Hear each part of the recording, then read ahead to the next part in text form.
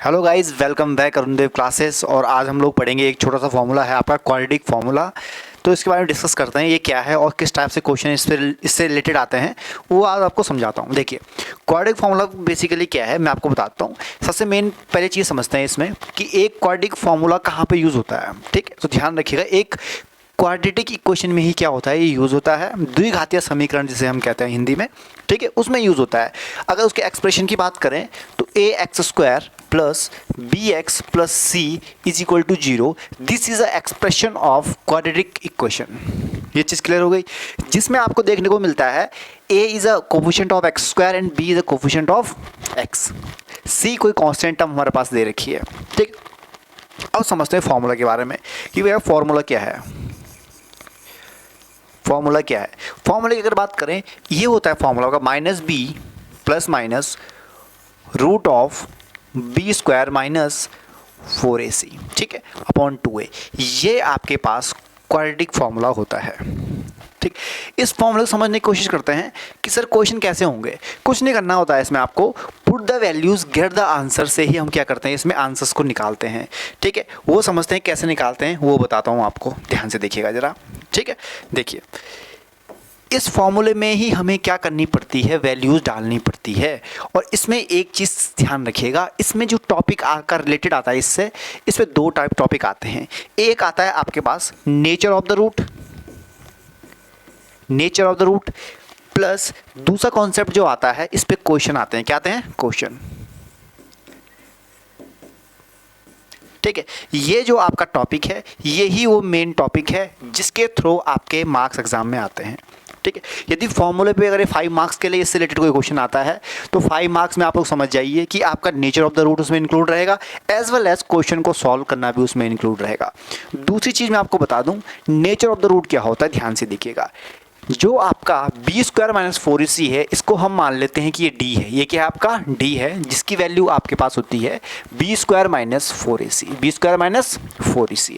अभी d क्या है जी, d का मतलब होता है यहाँ पे मैथमेटिक्स में हम इसको बोलते हैं कि ये डिस्क्रिमिनेंट है। ये क्या आपका डिस्क्रिमिनेंट है, जिसकी वैल्यू आपकी होती है b² minus 4ac, b² minus 4ac।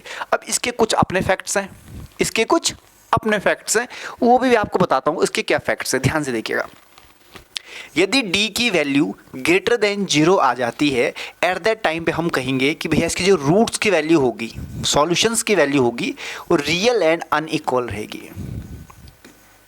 Real and unequal रहेगी अगर d की वैल्यू ग्रेटर देन 0 आ जाती है। लेट सपोज आपके d की वैल्यू चलो इज इक्वल टू 0 आ जाती है, एट दैट टाइम पे आपके रूट्स क्या रहेंगे बच्चा, रियल रहेंगे, एज वेल एज आपके इक्वल रहेंगे। क्या रहेंगे, इक्वल। ठीक है, इक्वल रहेंगे। ठीक है, तीसरी कंडीशन आपकी, यदि d आपका लेस देन 0 आ जाता है, एट दैट टाइम पे आप बोलोगे कि रूट इमेजनरी होते हैं। क्या होते हैं आपके, इमेजनरी होते हैं।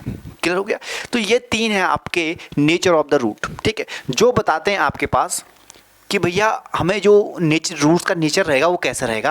अब किस किस कंडीशन में क्वेश्चन सॉल्व करने पड़ते हैं, किस में नहीं करने पड़ते हैं, वो भी समझा देता हूँ। अगर आपका d इज़ ग्रेटर देन 0 है, एट दैट टाइम पे क्या करेंगे हम लोग, क्वेश्चन को सॉल्व करेंगे। ठीक है, अगर आपका d इज इक्वल टू 0 है तब भी हम क्वेश्चन सॉल्व करेंगे, लेकिन जब कभी भी ये कंडीशन आए तो हम क्वेश्चन सॉल्व नहीं करेंगे। आप डायरेक्ट टिक कर जाओ कि भैया रूट्स इमेजनरी हैं या डज नॉट एग्जिस्ट आप कहोगे। क्लास 10th का बच्चा अगर इस वीडियो को देखता है और d लेस देन 0 आ जाता है तो वो कहेगा कि रूट डज नॉट एग्जिस्ट। ठीक है, क्लास 11th का बच्चा इमेजनरी कहेगा, डज नॉट एग्जिस्ट नहीं कहेगा। क्यों, क्योंकि क्लास 11th में आपका कॉम्प्लेक्स नंबर चैप्टर है जहाँ पे आप इमेजनरी इक्वेशंस को सॉल्व करते हैं, तो वहाँ पे वो चीज़ उसके लिए गलत हो जाएगी। ठीक, क्लास 10th का बच्चा लिख सकता है क्योंकि उसका सिलेबस में नहीं है। ठीक है, तो ये आपके पास क्या है, ठीक है, नेचर ऑफ द रूट है। क्वाड्रेटिक फॉर्मूला समझ में आ गया, कुछ नहीं करना है इसमें। अब हम इसको क्वेश्चन की हेल्प से समझेंगे क्वेश्चन क्या है। तो आप चाहो तो स्क्रीनशॉट ले सकते हो, ये इसका कंप्लीट यहाँ पे आपके पास मैंने लिख दिया है। अब समझते हैं क्वेश्चन की हेल्प से। तो तीन टाइप के मैंने यहाँ क्वेश्चन आपके लिए रखे हैं। तीनों टाइप के क्वेश्चन जरा करने की कोशिश करते हैं, कैसे करने हैं ध्यान से देखिएगा। पहला क्वेश्चन है आपका 2x² - 3x + 5 = 0, ठीक है, जिसमें आपका अगर मैं बात करूं तो a कितना दे रखा है, a बच्चा आपके पास दे रखा है 2, ठीक है। b की अगर बात करें, b आपके पास -3 दे रखा है, और c आपके पास कितना दे रखा है, 5 दे रखा है। कितना दे रखा है, 5 दे रखा है। ये चीज़ ध्यान रखिएगा बस। अब कुछ नहीं करना है, आपको वैल्यूज डालनी है। वैल्यूज किस में डालनी है वो भी बता देता हूँ, ठीक है। -b ± √d/2a, यही चीज़ तो पड़ी थी अभी, इसमें ही वैल्यू डालेंगे, ठीक है।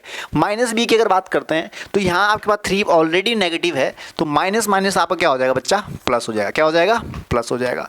Plus minus. अब एक चीज़ यहाँ पे ध्यान रखना, डायरेक्ट क्वेश्चन सॉल्व करने की मत सोचना। अगर डायरेक्ट क्वेश्चन सॉल्व करने की सोचोगे तो आपका आंसर गलत आने के चांसेस रहेंगे, टाइम की वेस्टिंग है, ठीक है। तरीका सिखा देता हूँ। सबसे पहले आप क्या करोगे, ठीक है, नेचर ऑफ द रूट्स निकालोगे। क्या निकालोगे, नेचर ऑफ द रूट्स, तभी क्वेश्चन को सॉल्व करना, ठीक है। अगर मैं क्या निकालता हूँ, सबसे पहले निकालेंगे मैं डी की वैल्यू। डी की वैल्यू होती है आपकी b² - 4ac, b² - 4ac, ये राजी आपका। क्लियर हो गया। तो d की जब हम वैल्यू निकालेंगे ना, तो √b² की अगर बात करें, 3 3 जो होता है बच्चा आपका 9, ठीक है, -4 × 5 × 2 4ac, ठीक है। तो d की जो आपके पास वैल्यू आ रही है, ये आ रही है 9 - 5 × 20 = 40, यानी कि d की जो आपकी वैल्यू आ रही है वो कितनी आ रही है, -31, विच इज लेस देन 0, यानी कि d की जो वैल्यू है वो कितनी आ गई आपकी, लेस देन 0 आ गई है। इसका मतलब ये क्वेश्चन मुझे यहीं पर ही क्या करना पड़ेगा, एंड करना पड़ेगा। इससे आगे फर्दर सॉल्व नहीं करूंगा, और यहीं पर मैं अपना आंसर लिख देता हूं कि जो आपका रूट है वो क्या आ गया है, इमेजिनरी आ गया है। क्लियर हो गया। तो सिंपल सा है, कुछ नहीं करना है, put the value get the answer. अब सेकंड क्वेश्चन का चेक करते हैं यार, सेकंड क्वेश्चन में रूट्स निकलते हैं या नहीं निकलते हैं, ये भी चेक कर लेते हैं। देखिए जरा, आपके पास से क्वेश्चन नंबर सेकंड दे रखा है, इसमें भी हम d की वैल्यू निकालते हैं। d की वैल्यू निकलेगी भैया कैसे, b² की वैल्यू अगर निकालते हो 6 क्या होता है बच्चा आपका 36, ठीक है, -4ac, तो 4 × 3 × 2, ये चीज़ दे रखी है। तो d की जो अब जो वैल्यू आएगी वो कितनी आएगी, 4 × 12 12 दूनी 24, 36 माइनस अगर मैं 24 करूं तो मेरे पास वैल्यू आती है 12। कितनी वैल्यू आती है, 12। और इसको अगर मैं लिखूं, ठीक है, तो यहाँ पे मैं क्या लिखता हूँ, 2√3। समझ में आ गया कैसे किया। 12 को मैंने क्या किया, ब्रेक किया। बेसिक मैथमेटिक्स से मैंने सिखाऊंगा, ठीक है। आई थिंक मैंने वीडियो भी बनाई थी एक, आप लोग प्ले स्टोर में जाकर चेक कर लेना, ठीक है। वैसे मैं क्लास के बीच में ये बारी चीज़ें समझा देता हूँ, अलग से वीडियो नहीं बनाता हूँ, पर कोई नहीं, शॉर्ट्स की हेल्प से मैं लेके आऊँगा आप लोगों के लिए। तो d कुछ नहीं किया मैंने, इसको प्राइम फैक्टराइजेशन निकाले, इसके स्क्वायर रूट को चेंज कर दिया आपको सिंपल नॉर्मल फॉर्म में, ठीक है। 2√3 आपके पास d की वैल्यू आ गई है। मतलब अब d की वैल्यू यहाँ पे आ रही है ग्रेटर देन 0। किसकी वैल्यू आ रही है, ग्रेटर देन 0। ग्रेटर देन 0 है मतलब आपके रूट्स क्या रहने वाले हैं, रियल रहने वाले हैं और अनइक्वल रहने वाले हैं। रियल और अनइक्वल रहने वाले हैं। यहाँ पे इस क्वेश्चन में ये चीज़ आपको दे रखी है, वे रियल एंड अनइक्वल दे रखे हैं, तो वो एक सॉल्व कर लेते हैं, ठीक है। अब देखो, अब d की जगह में नॉर्मली क्या करता हूँ, मैं फॉर्मूले पे जाता हूँ, थोड़ा फॉर्मूला मैं यहाँ पे लिख लेता हूँ आपके लिए। फॉर्मूला हमारे पास क्या था, ठीक है, -b ± √d/2a, यही फॉर्मूला था। बस इसमें ही क्या करेंगे, वैल्यूज़ को डालेंगे। अभी मैं सिर्फ नॉर्मल यहाँ पे रखता हूँ, ठीक है। तो -b की अगर बात करते हैं तो -b 6 था मेरे पास, -6 था, और 6 हो गया, प्लस तो आ गया भैया 6। मैंने यहाँ पे डायरेक्ट यहाँ पे क्या लिख दूंगा, 6 लिख दूंगा डायरेक्ट। 6 मैंने लिखा, प्लस माइनस 2√3/2a। a की वैल्यू कितनी है, 2 यानी कि 4 मेरे पास यहाँ पे आ गया। तो जो वैल्यू आई है वो कितनी आई है वो भी हम लोग देख लेते हैं। अगर मैं 2 यहाँ से कॉमन निकाल लूँ तो मेरे पास यहाँ पे वैल्यू आ जाएगी 3 ± √3/2। ये मेरे पास आ चुका है आंसर, ठीक है। अब आप एक ही रूट है, एक ही रूट नहीं है, ये 2 रूट है बच्चा, ये 2 रूट हैं। ये 2 रूट कौन कौन से हैं, ध्यान से देखिएगा, ठीक है। एक है आपका 3 + √3/2, एक ये वाला है, ठीक है। और दूसरा आपके पास है 3 - √3/2। ये 2 रूट आपके पास यहाँ पे आपको देखने को मिल जाते हैं। तो ये था आपका क्वाड्रेटिक इक्वेशन जिसके रूट्स रियल और अनइक्वल हैं। तो उसके लिए मेरे पास ये कंडीशन यहाँ पे आ गई है। उम्मीद करता हूँ समझ में आ रहा होगा, बिल्कुल बेसिक से बता रहा हूँ, क्लियर समझ में आ रहा होगा, ठीक है, क्योंकि फ्यूचर जो आप एग्जाम में बैठने वाले हो किसी कंपटीशन के एग्जाम में, ठीक है, या आप डीएलएड के एग्जाम में बैठ जाते हो, बीएड एग्जाम में, टीचिंग के तो हर एग्जाम में आता है खैर, ठीक है, ऊपर से आप कोई एसएससी एग्जाम दे रहे हो तो वहाँ पे ये चीज़ आती है, इस फॉर्मूले से रिलेटेड क्वेश्चन आते हैं वहाँ पे, ये मैं आपको बता दूं, क्योंकि वहाँ होती है बेसिक मैथमेटिक्स, अलजेब्रा होता है वहाँ पे, और अलजेब्रा में इसको डालेगा 100% डालता है। क्यों? क्योंकि ये आपका क्लास 10th का सिलेबस है और बेसिक मैथ 10th तक की मानी जाती है, तो हर एग्जाम में आना पॉसिबिलिटी है। सिंपल क्वेश्चन हर कोई करता है और क्वेश्चन को थोड़ा ट्रिकी बनाएगा, वो इस तरीके से बनाया जाएगा। क्यों? क्योंकि हर किसी को क्या चाहिए होता है, क्रीम बच्चे चाहिए होते हैं, ठीक है। 100 में से, ठीक है, 80 बच्चे सब नंबर सब लाते हैं, ठीक है, लेकिन लास्ट में टॉपर कौन बनता है? जो आए के 20 नंबर लाते हैं, वो करते हैं इस टाइप के क्वेश्चन जो नॉर्मल बच्चा छोड़ के आता है। समझ में आ गया? इतना समझ में आ गया होगा, ठीक है। तो लास्ट क्वेश्चन भी कर लेते हैं, इसका जो लास्ट क्वेश्चन है ये भी कर लेते हैं हम लोग, ठीक है। देखते हैं ज़रा, देखो लास्ट क्वेश्चन में क्या बोल रहा है वो भी देख लेते हैं।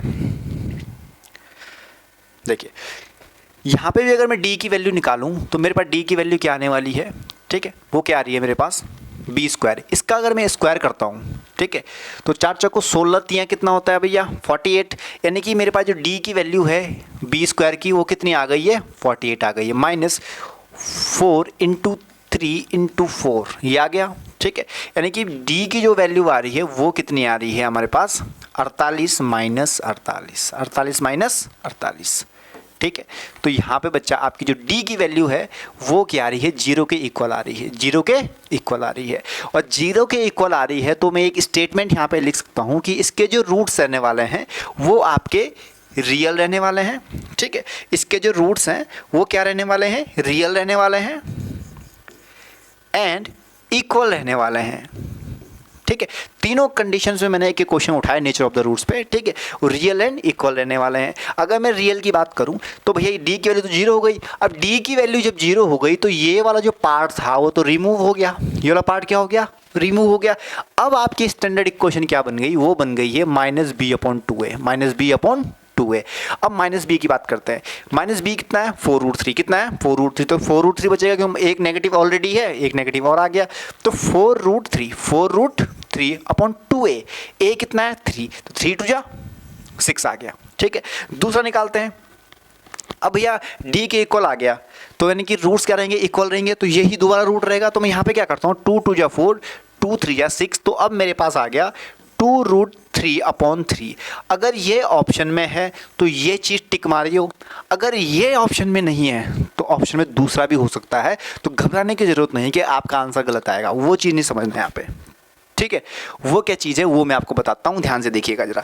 अब यहाँ पे 2√3 है, इसको स्टैंडर्ड फॉर्म में लिखते हैं। मैं इसको लिख सकता हूँ क्या, जरा थोड़ा यहाँ पे देखते हैं। देखिए 2√3 था ना, तो मैं इसको लिखता हूँ यहाँ पे, इसको थोड़ा रिमूव कर देते हैं इस वाले पार्ट को। देखिए 2√3 है, 2√3 क्लियर हो गया, अपॉन 3 नीचे दे रखा है तो 3 को मैंने लिखा √3 × √3, एक से एक कैंसिल हो गया। तो अब मेरे पास जो वैल्यू आई है 2/√3, कितनी आई है 2/√3, तो ये ऑप्शन में होगा। अगर आपके पास ये ऑप्शन में है तो इस पे टिक करिएगा, अगर ये ऑप्शन में नहीं है तो फिर इस पे टिक करिएगा, क्लियर हो गया। तो ये टोटल अबाउट मैंने आपको किसके बारे में बताया है, क्वाड्रेटिक फार्मूला के बारे में बताया कि क्वाड्रेटिक फार्मूला क्या चीज़ होती है, उसके नेचर ऑफ द रूट्स क्या क्या चीज़ें होती हैं, और दूसरा मैंने आपके इसके तीनों चीज़ों पे एक एक क्वेश्चन ला के खड़ा कर दिया है कि नेचर ऑफ द रूट कैसे निकालेंगे और कैसे उनके सॉल्यूशन निकालने हैं। तो ये आपके क्वाड्रेटिक इक्वेशन के क्वेश्चन थे, क्वाड्रेटिक फार्मूला जिसमें हमने इंक्लूड किया। अगले उसमें हम पढ़ेंगे कंप्लीटिंग स्क्वायर मेथड, अलग अलग मेथड हम रोज़ एक एक वीडियो में लेके आएंगे। और एक चीज़ का ध्यान रहे, मंडे को सुबह 8 बजे क्लास 10th की मैराथन की कंप्लीट वीडियो आएगी, जिसमें कि आपके सारे चैप्टर इंक्लूड रहने वाले हैं। एग्ज़ाम से पहले वीडियो को देख के जरूर जाइएगा, पूरा बिल्कुल बेसिक से मैंने बताया है, एक एक टॉपिक को कवर अप किया है, सिलेबस के अकॉर्डिंग किया है, नो डीप नो, और मार्किंग भी बताया है कि किस चैप्टर से कितना मार्किंग रहेगा, वो भी मैंने बताया है। तो वो चीज़ आपको देखनी है, ठीक है। वीडियो का इंतजार कीजिए मंडे को सुबह 8 बजे। तो उम्मीद करता हूँ ये टॉपिक आपको समझ में आ गया होगा। Thanks for watching, thank you so much.